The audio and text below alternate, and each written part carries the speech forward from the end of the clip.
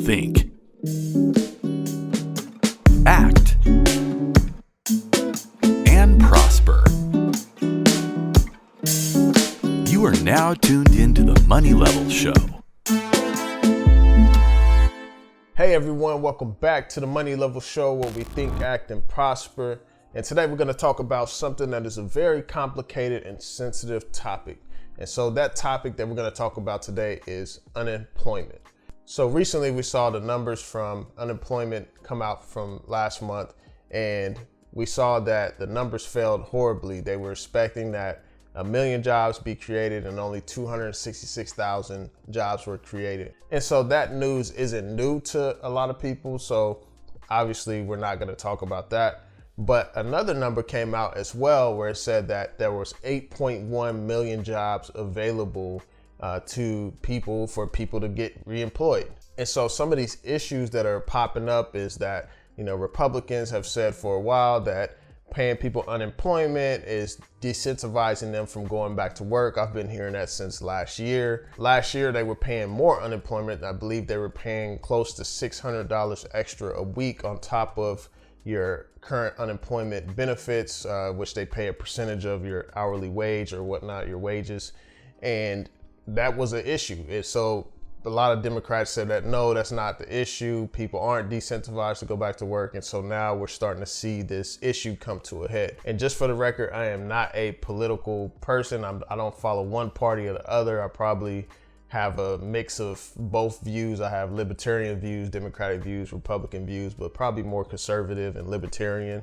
But, I'm not a person that's coming in with a bias like that. So this is an issue that a lot of people were talking about. So I was able to go into the community because I work with youth and I try to help them get employment and things like that. And over the years that I've been working with youth usually have a hard time finding jobs. And I actually took it upon myself to go into the community, kind of find out which jobs were hiring, which jobs were available. And the information I found out was very shocking. And so I'm going to play that footage for you right now. All right, y'all. Y'all catching me out in the field, just doing some research and just trying to see what is the truth. So there's been a lot of debate around the unemployment issue and the government providing unemployment benefits and decentivizing people to go back to work. I understand things aren't just black and white. There are some gray areas. You do have, single mothers whose kids aren't in school full time and therefore have no child care or things like that. So there's different things that apply to it. But I'm currently, for my job, I'm going around and going to different restaurants, seeing who's hiring so that I can get some of these kids jobs. Actually, yesterday I went in to check on one of my kids who said he got employment, saw that they were hiring, and I brought 2 kids in and they got hired right on the spot. They said they desperately needed people. They even brought all 5 of us. It was me, another instructor, and another kid. So all 5 of us, they gave my kids the applications and said, fill this out and we're gonna buy everybody lunch. And so they bought us all lunch. And this isn't a cheap restaurant. It's actually on the water. And each meal goes for about $15 to $40, just depends on what you get. But we could order anything on the menu, and they were pretty much treating all of us, and then they told them to fill out the applications right then and there. So that just shows something. That shows that they desperately needed people. I recently just went into another restaurant on the waterfront, and they were hiring as well, and they said they desperately needed people. I just went to a pizza shop. They're hiring as well. They desperately needed people.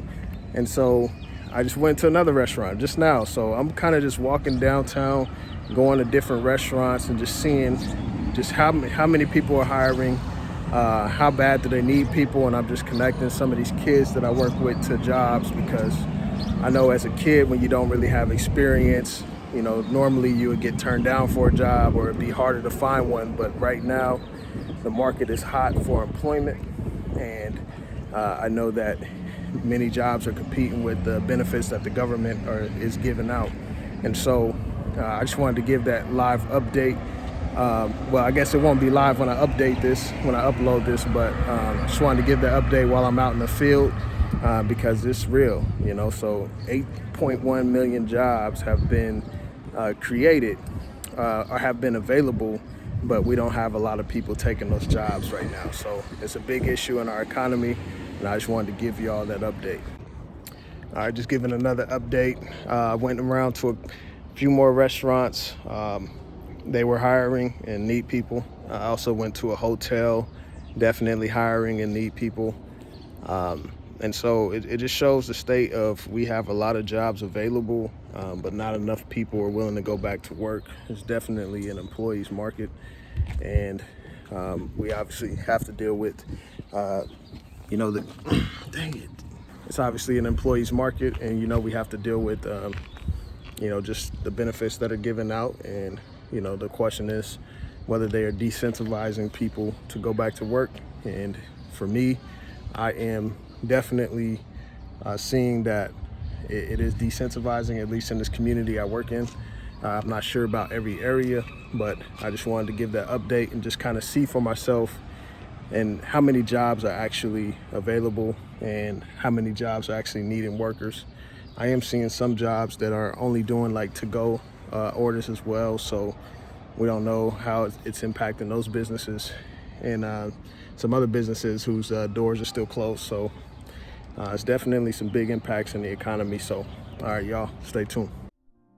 Now, I took this footage on the spot. Normally, something like that, I would have probably took the camera in with me and actually talked to people so that you can actually see that I'm talking to people that are actually hiring. But you get the drift. You get the drift that I went to quite a few locations, and saw that they were hiring and they desperately needed people. Now, this is shocking because this has never happened. Usually employment, people have had a hard time finding employment, especially youth that I work with, and for youth to actually go in and get a job right on the spot, that was pretty new. And so to get a little deeper into this topic, I want to talk about what is the reason for people not wanting to go back to work. And so I've listened to Peter Schiff quite a bit. Peter Schiff talks about people rather have leisure than go to work. I mean, if you're going to get paid the same amount of money that you are for working a crappy job, then you're most likely going to stay home and get paid because you can spend time with your family and things like that. And I totally agree with that. Like, if I could get paid the same amount that I was getting paid before, not to do what I was doing before, I would probably do it. And that's just an honest answer. But there's also some underlying issues that we haven't really addressed. And so look at this chart right here. This chart came from Lynn Alden's, one of her recent articles, where it shows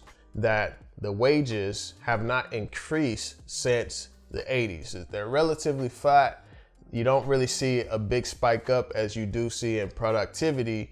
And then you also see that the gap between productivity and the gap between wages is gotten exponentially larger. And this is a problem because, as you can see, that gap actually went to the 1% in the big corporations. Now, what has caused that gap? I mean, and we could talk about a lot of things like that. And a lot of that is policies, governmental laws and stuff that have allowed our jobs to go overseas. And things like that, where corporations are able to get cheaper labor. And this cheap labor is actually beneficial for the corporation. It's beneficial for us because we're able to get goods and services cheaper, but it's also causing our job force to suffer because they aren't seeing increases in their wages because they're having to compete with people that are willing to work for cheaper. And so this is a big issue with immigration as well. And we're not going to get into that topic, but all I can say is that, whenever government cracks down on illegal immigrants for working in these warehouses of these big corporations, I have a problem with them being held accountable, but not the corporation being held accountable as well. And so that's a big issue right there as well. So as we can see, these wages have not increased. I mean, I've talked to a lot of people in the social work field. Myself, I'm currently in the social work field, and I've seen it and it's like, okay, I get paid more than most social workers, but what I'm seeing is that, it's still becoming harder to get by at times whenever you're getting paid low wages versus like my friend who went from the social work field into being an electrician, getting paid quite a bit more. And so those are some of the things that we're having to deal with, is that people aren't getting paid enough So people don't want to go to work. And that is why we're seeing a lot of jobs coming out like Amazon, McDonald's, and some other places. And they're trying to raise their wages to incentivize people to come back to work, because people are like tired. People are like tired. They're not, wanting to go back to work. They're saying, hey, you're not paying me enough. I'm busting my ass. I'm doing X, Y, and Z. And so why should I go back to work? And another layer of this is that the government is trying to provide these solutions, which the government is actually the problem to begin with. I mean, the government is the one that passed laws that allowed a lot of offshoring of production and things like that. And so corporations earned a lot more money during that time. And the government also passes these tax policies and all this type of stuff. So the government definitely plays a hand in this, but then now they're trying to offer universal child care, healthcare, all these different things because of this wealth inequality gap. However, you can't just print money. There's no such thing as a free lunch. I mean, Milton Friedman said that you can't just print money and expect this to happen, and so you're trying to solve an issue that you caused in the first place with certain policies that you enacted in the first place. And so those are some of the sticky situations that we're in. And so I just wanted to share that today because I've been having these conversations with people, especially my coworkers, quite a bit. And just talking about, okay, well, what's the issue? Where's the middle ground? The middle ground isn't to just print more money. I mean, I believe that people need to be paid more. The government needs to stop inflating dollars and taking away our purchasing power, because it is impacting everyone, because people aren't getting paid as much as they used to.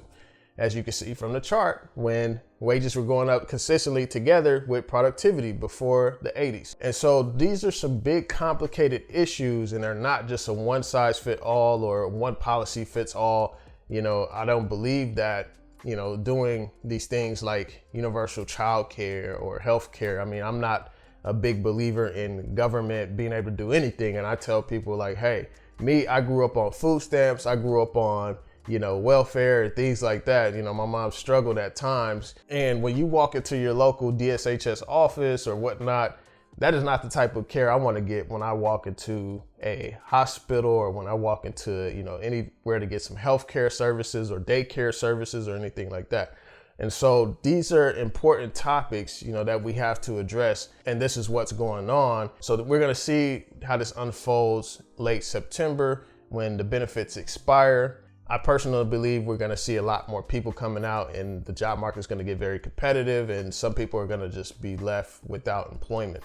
But we'll see how this plays out, and I'm not a politician or anything like that. I just actually like to look into these things and see what are the sides that I'm missing, what are the blind spots I'm missing, what all plays into this equation. And so I wanted to just come give this information to you all. So leave down in the comment section below if there's any blind spots that I'm missing. I love to learn from you guys, as you guys like to learn from me. So I want to be able to engage in this together. And so leave down below if you believe that there's some things that I'm missing in this, or what's your take on this and stuff. Because I personally just believe that, government causes issue in the first place, and now they're trying to cause a bigger issue by printing more dollars and providing these other, universal programs that is going to make the situation worse without addressing the underlying issue of wages not going up because of policies they've put in place in the past. And so I want to thank you all for joining the Money Level Show today, and peace.